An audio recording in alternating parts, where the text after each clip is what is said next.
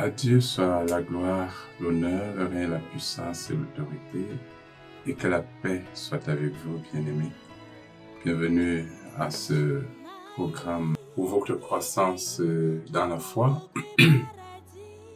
et pour vous soutenir dans votre marche à la suite du Seigneur. Et justement, nous voulons aujourd'hui aborder une thématique qui est centrale dans la marche avec le Seigneur. Devoir porter sa croix pour suivre Jésus. Et comment donc porter sa croix?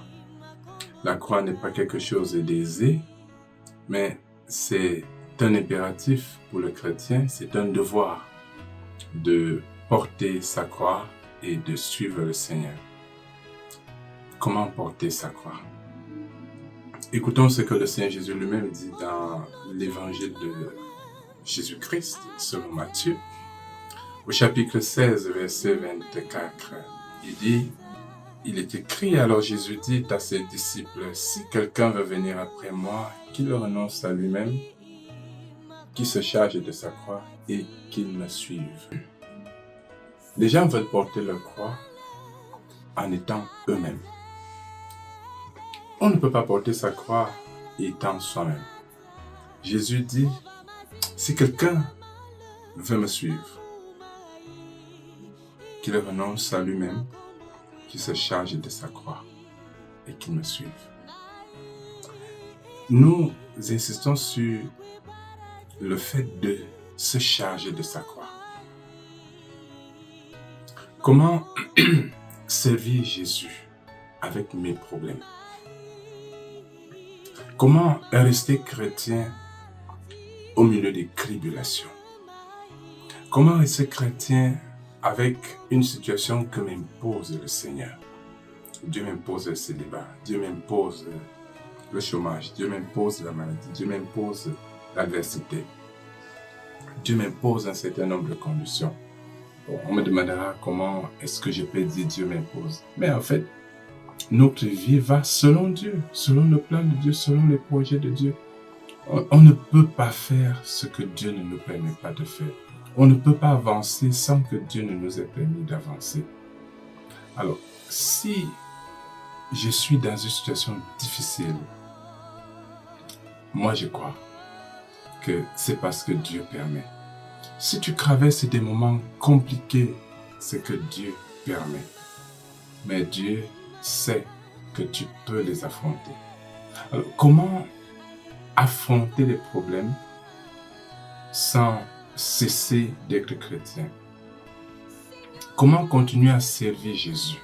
Comment continuer à être au service du Seigneur Jésus-Christ tout en étant au milieu des difficultés, dans la haine, dans les tribulations, étant célibataire, étant misérable, étant précaire? C'est ça le problème. Et moi, je voulais te dire que c'est même dans cette condition-là que Dieu veut que tu le serves. C'est là que ton identité de fille et fils de Dieu doit être évidente, doit être manifeste. Alors comment? Jésus nous appelle à lui. Quand la Bible parle de suivre Jésus, le suivre, c'est-à-dire de l'imiter. Le verbe suivre renvoie à imiter. Et pour donc imiter Jésus, il faut s'armer de beaucoup de confiance, d'assurance pour être comme lui.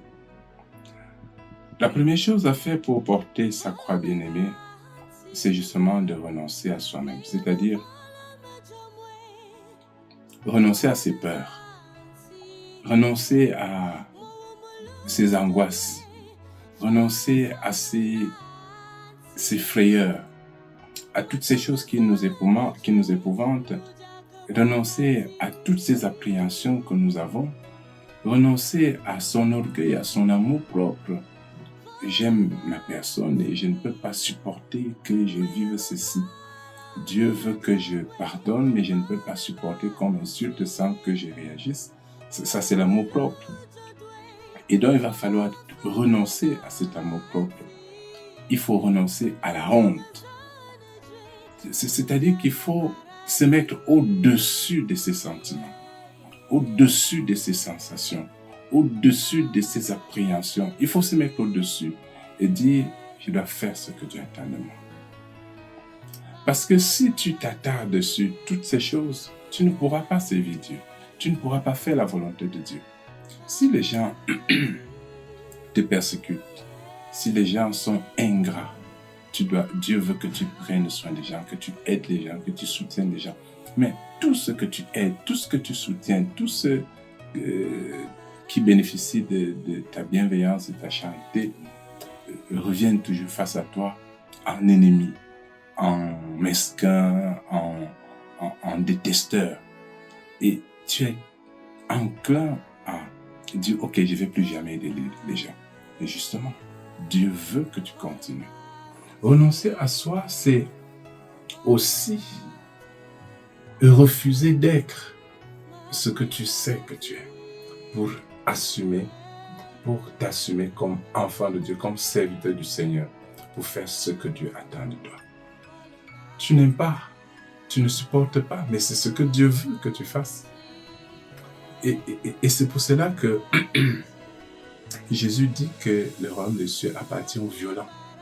Il faut se briser, il faut se faire violence, il faut s'écraser, il faut s'émietter pour faire ce que Dieu attend. Parce que la foi en Dieu, la marche avec Jésus, c'est toujours à contre-cœur. On fait selon, non pas selon ce que l'on veut, mais c'est selon ce que Dieu veut.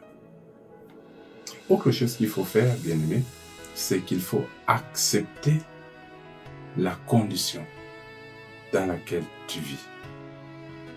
Accepter cette condition comme étant du Seigneur et faire la volonté de Dieu, servir le Seigneur, louer le Seigneur, marcher avec le Seigneur dans ces conditions. Beaucoup, quand ils sont dans ces conditions, baissent les mains. Ils ne louent plus, ils n'adorent plus. Il y a des gens qui ont un zèle très élevé quand ils sont bien, quand tout va bien. Et quand ça devient difficile, le zèle tombe, d'aucuns ne vont même plus à l'église. Et je vais te dire que c'est justement à ce moment que Dieu veut voir.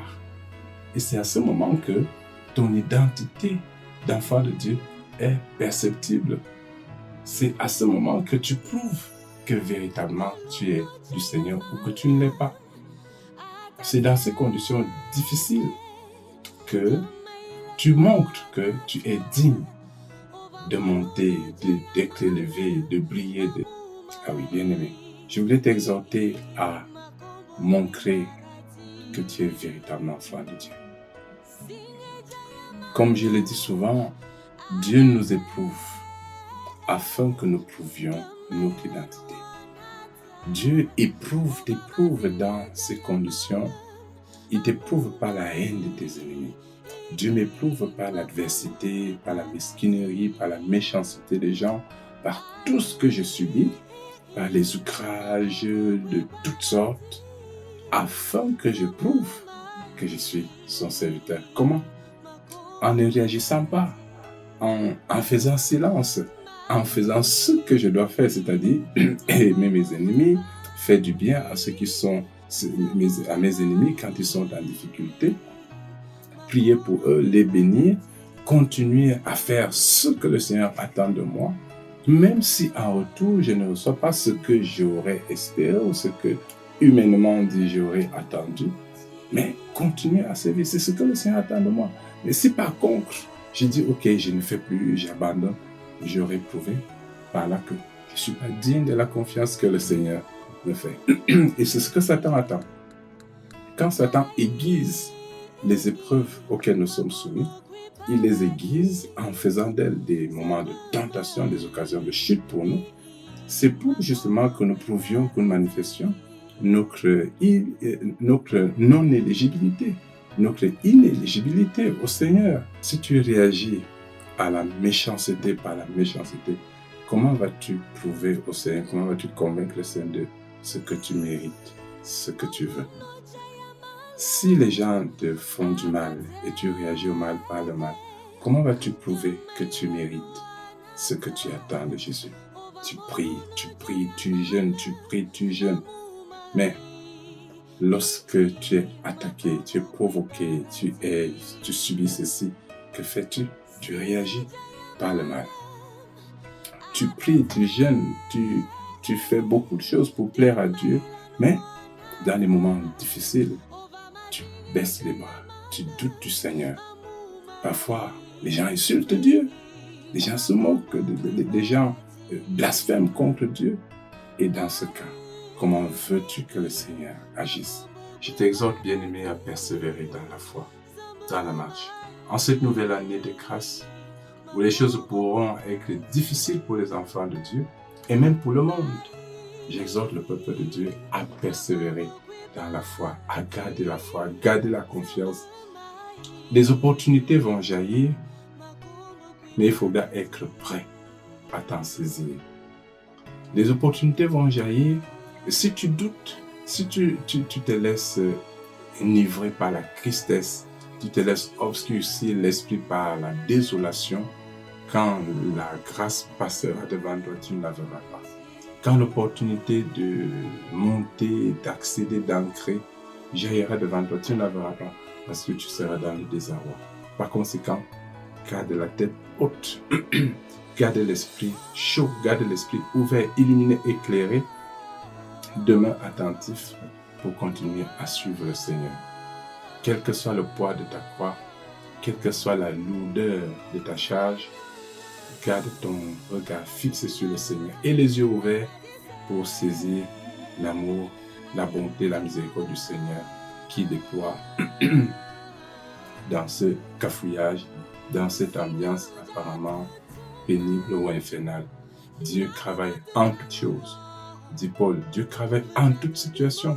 Dieu travaille dans tout ce que tu vis là pour ton bonheur, pour ta bénédiction, pour ton bien-être, pour ton bon-être, toi, son enfant.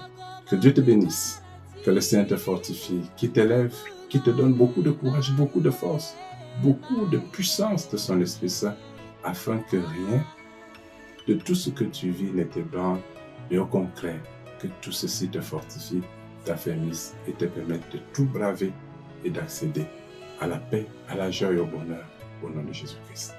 La paix soit avec toi. Demeurez bénis. Shalom.